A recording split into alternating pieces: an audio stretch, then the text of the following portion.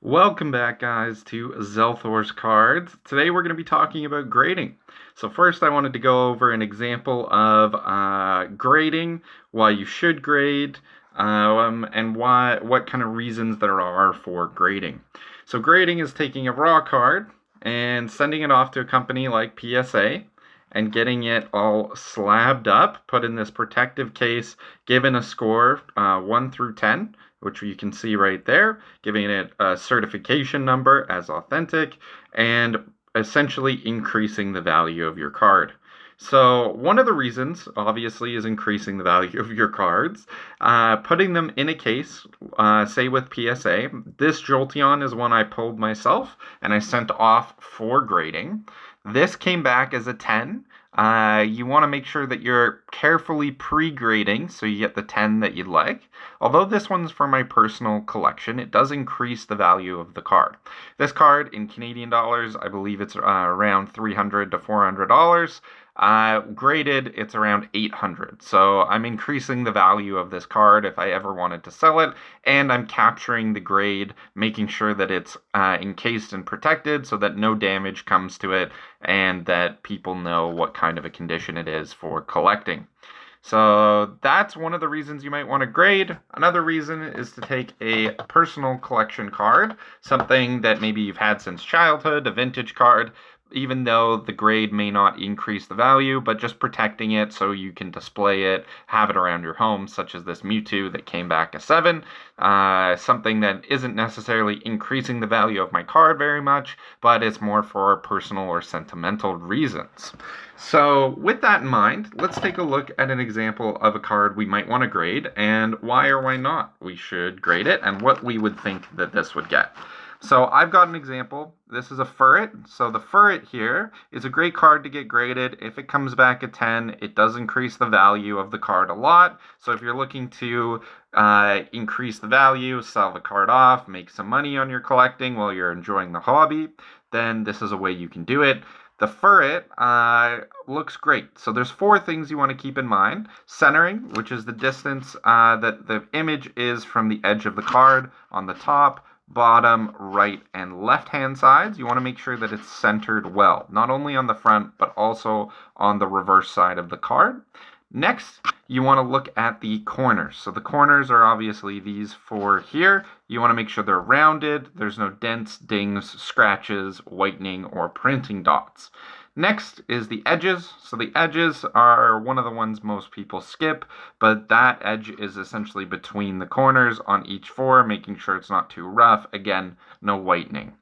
And last is surface. So the easiest one to check by far is centering. You can either just gauge it with your eye, or you can get a centering tool, which if you're new to grading, I highly, highly recommend because you want to make sure it's within that 55-45 range if you're submitting to PSA and you're trying to get a 10. With that, that's centering. Next, let's look at surface. So surface, you want to get into a room, you want it to be darker, and you want to have a nice light. With that light, you want to take your card and you just want to tilt it back and forth. You can see moving the light source around, looking for any scratching, dents, dings, anything that might lower the value of that card. Then you want to take a look at your edges and your corners. Obviously, I think edges and corners is one of the most important. So you want to take a look, make sure that on the front it's rounded and there's no whitening or edge wear. So you want to go around the sides of the card, looking at everything here, making sure that the edges are clean and they look good. So this card from the front looks great. You can see there's very little issues. All the corners are good. The centering is great. But when we go to the back of the card here, and this is where you're going to see the most problems on cards. Almost always, especially if they're pack fresh, you want to look at the backs. So right away, when you look at this card, I hope you can see the 2-3 issues that I'm looking at here. The main ones, again, are always going to be these corners. They're the easiest ones to spot, and they're the ones you're going to get dinged the most, and is a main reason why your grade might come back as a 9 rather than a 10. So on the camera, you can see it right there. The corner is whitened. So it looks like that was a printing dot. This card is actually pack fresh. So it came straight out of a pack, but it still has this whitening, and that's usually from either the machine cutting it or most likely the printing dots. So the little white dots they use to line up the card. Unfortunately, that means that this card would not get a 10, and that's extremely important. You may see some with very, very small dings or whitening that if you take the card, you hold it essentially arm's length in front of you, half arm's length in front of you, and you say, okay, can I see them? Is it an issue? If you can hold it about half arm's length in front of you and you can no longer see the whitening, you may still get a 10 on your card. With this, though, you can see even from half an arm's distance away, we've got our whitening dot at the bottom left, we've got our whitening dot on the top left. So that immediately is going to knock it out of the 10 potential and is a reason why I would not submit this card, because the grading cost plus the cost of acquiring this card in a PSA 9 is not going to be worth it for me to send off if I'm looking to resell. Different story if you're sending it off for a personal collection. Next, we're going to go ahead, we're going to take a look at the other corners, but that's the main one you want to watch for. That's the main one when I see people sending stuff off. They get it back and they say, oh, well, you know, it was packed fresh when I sent it off. Then you want to look for any white spots like this. Some printing defects are okay. If it's an ink error, as long as you don't have an eyesore from it. So if it's not causing an eyesore, maybe it's a print line from far away, you can't tell. Minor blemishes are okay. Something like that, I would also probably not send this card off just because of that type of a printing error. But if you think that you can hold it, again, arm's length away, and it's not really damaging the card, it looks like a perfect card from arm's length away, then you should be okay to submit it off. But lots of people get caught up essentially with a card that they really like or they really want to be a 10, or they see something like this, even in this bottom right corner, where it's less subtle, or sorry, more subtle, but it's still an issue. So that, again, is another one I wouldn't send off.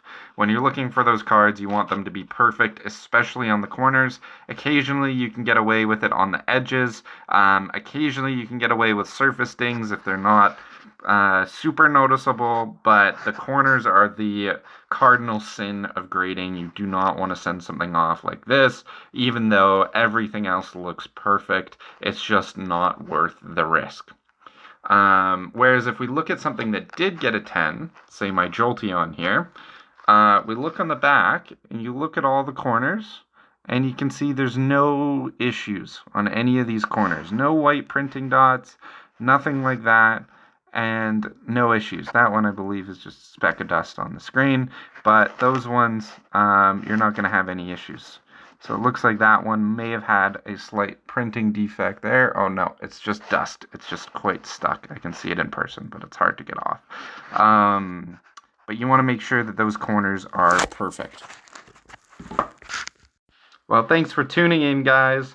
That's what I had for this video, but I will be launching a series where I go over my next PSA submission, and I'm going to be going through, I'll do say like 2 cards at a time and just quickly tell you what grade I think I'm going to get and why, and then you can tell me what grade you think it's going to get, maybe why as well. And then when I get them back, I'll post an update with those grades, revealing them and seeing how good my eye for detail is. On my last submission, I got about 70% 10, so I think I'm pretty good with my eye tests, but, you know, we'll see. I might have just had a lucky grader. Sometimes it comes down to what kind of a mood the grader was in when you sent off the cards. I know this was a long TikTok. If you made it this far, thank you so much. Please like, comment, follow. That would be great. It really helps out the channel and helps me make more content. Thanks again, and catch you next time.